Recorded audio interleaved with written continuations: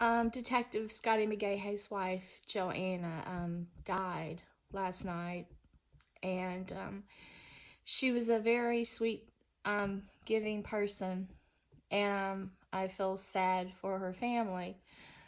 But God gave them time to prepare and pray for her. They had someone with hospice, a chaplain, come, but I said that there's nothing as great as her family's support more than any strangers, because I've noticed that they're putting evil people in places of comfort now to try to weaken people.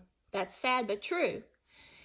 And today, they were threatening me on the computer, as they usually do. They were sending naked guys pictures and stuff, telling me ride or die, have sex with men in my town. And I had taken some pictures of this at the zoo to show how something is taking over the world and it's invading people, and asking people to spread the news, to pray, because in places like the zoo where they're children, these things seem to congregate. And if you notice, people are getting bites on their skin, like it's draining humans and maybe injecting them with something to take them over. So I was hoping that Scotty would be sure to watch Joanna and make sure that that she's surrounded by good people.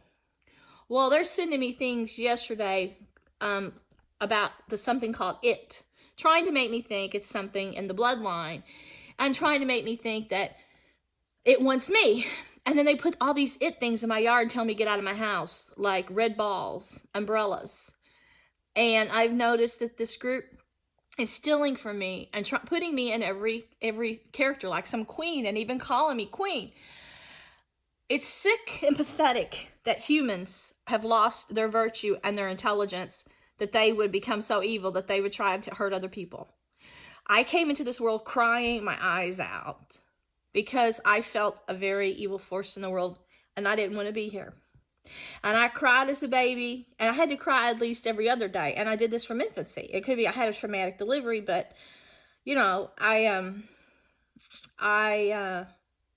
I was 6 weeks early. In those days, they put you in these loud incubators and everything. And that might have had something to do with it, but I also had colic. And I also had, when my fevers got high, I had seizures. So they sent me to a military hospital at Fort Knox. And as an infant, I had to be on nerve medicine to help me, because I was so young, I hadn't really developed enough. And I was having these attacks. So as you can see, I came into this world fighting against the odds, because the devil didn't want me to exist. But my mom fell down the steps when she was pregnant with me. She was in a car accident that was nearly fatal. She fell off a horse or got kicked by a horse. Either fell off a horse or got kicked by a horse. And this was all in the time she was pregnant with me. God still delivered me into the world. But don't think I didn't come into this world crying and reaching to God to take me back to heaven. I can remember she took me to a park and I hurt my back because I was trying to get to God. And I was trying to reach the heavens, and I jumped off a high sliding board. They took me to the airport, and they said, before I could talk, I climbed to the top of a bunk bed and jumped off and fell on my head. I wanted to explore so bad and look for something better than this world, that at age 6, I walked out in front of a car and got hit. My whole life, I've been reaching for God, but I've been fighting this internal force, they say, that's out to get me. If I can withstand all the trauma before I was born and after I was born, what makes you greedy, weak assholes think that you're supposed to weaken me and sacrifice me to this thing? Maybe you've lost your goodness, but God still says I have an internal power that he wants here on this world. And I tell you, only live to love. Live to love.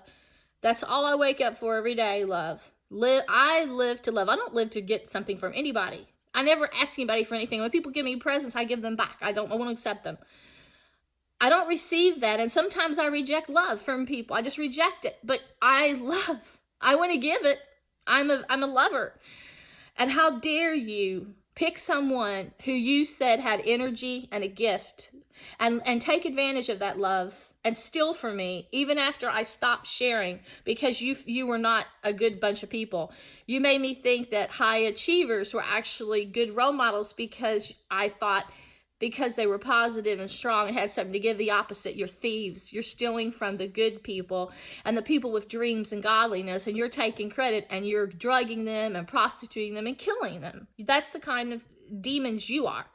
So just because you have, how dare you try to stalk me last night where I couldn't breathe, attack my father, and tell me my husband's kids